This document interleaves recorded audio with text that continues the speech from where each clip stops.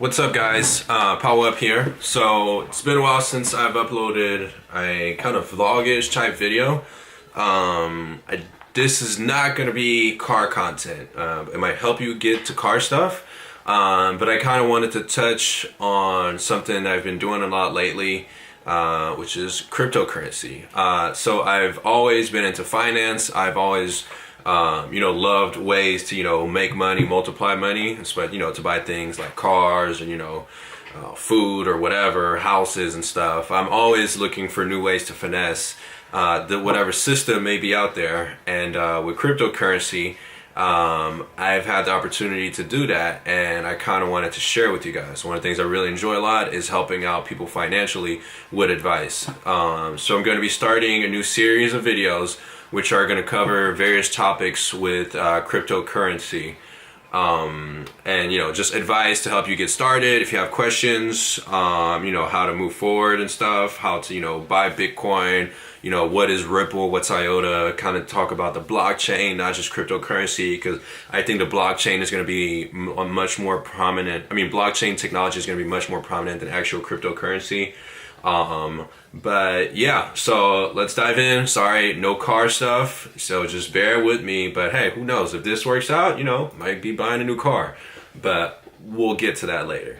All right, so to start, rule number one, when it comes to cryptocurrency, this is high risk, high reward stuff. And so when you get started, number one, don't put any money into any cryptocurrency that would hurt you if you lost it. So don't put a bunch of money into cryptocurrency and then you go lose it and then you come crying to me talking about I lost my house. No, you only want to put in basically play money that if you lost it, like, you might be sad for a week, you might be sad for a month, but then you'll have a beer and you'll just get over it, like, that was fun.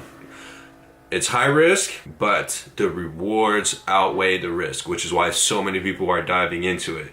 But let's jump into this. First off, my first piece of advice to you would be to learn how to read numbers. So a lot of things that we do as humans is we get fixated on big round numbers like 10,000, 5,000, 1,000. We can comprehend those relatively easily, and we can, make sense of them relatively easily. And to us, these have like big implications. Like when Bitcoin crossed 10,000, it was all over the news, right? But what about when Bitcoin went from, $1 to $500? That was way more of a jump, and it wasn't all over the news. Take coins like Ripple. Ripple was worth like half a penny when it first came out, and now it's worth like 48 cents, but you don't hear as many people talk about it, although that's a huge jump in value.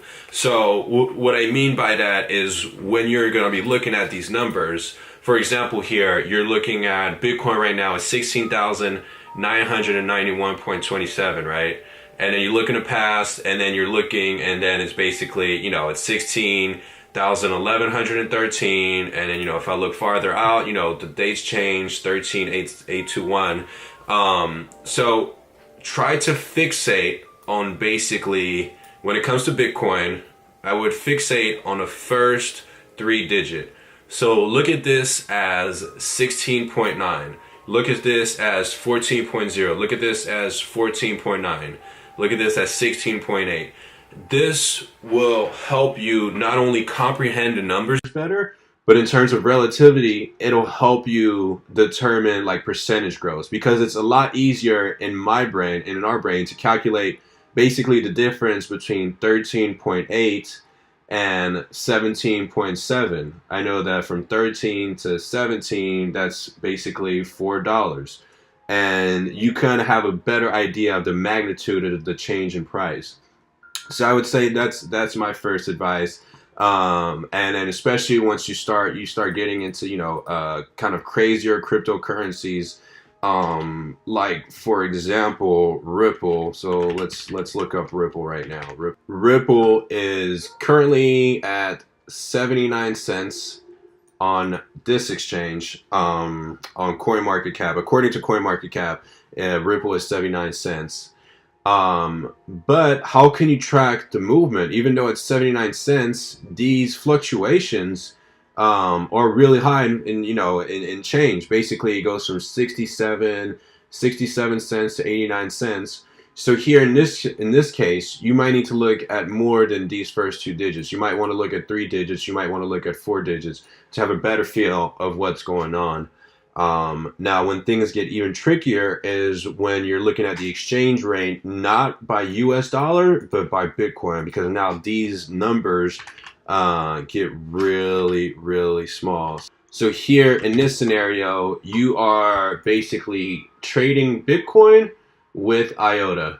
And now, since Bitcoin is worth what? Bitcoin is worth 17,000 and IOTA is worth, in terms of US dollars, yeah, IOTA is 349, 351. So 349, 351 is easier to work with, but this is basically your trade history here. This is basically, this shows the price of how much IOTA you could get for one Bitcoin. And now here, you have to look through these decimals. And now here you should fixate basically on this portion only, this 2099. These last five digits are your important digit. And I mean, even in this case here, you can see you can kind of fixate on the last three digits. So just try to keep this in mind when looking at cryptocurrencies. Things can get pretty hectic out there as far as number goes. I think the number one turnoff for people that don't get into crypto is because there's too many numbers out there. So if you're not good with math, if you're not comfortable looking at numbers, doing percentage calculations, this might not be ideal for you. You might have a hard time. Although you could take the easy route and just buy and hold, right? But if you want to dive deeper and really kind of do this more so as like a day trading thing and try to really hustle the system, you're gonna have to be comfortable with numbers. So yeah, I'm gonna end off the video here. I'll be doing more videos to talk about really how to get started, but I didn't want to dive into like what to do, what to buy first and stuff like that, because once again, I'm giving you financial advice, but you should take it with a grain of salt. You should do your own research. So in the next video, I'm going to talk about how to get started, right? Like how to go from US dollars or from euros into Bitcoin or Ethereum or Litecoin or whatever the heck you want to buy. All right, so let me know what you guys think.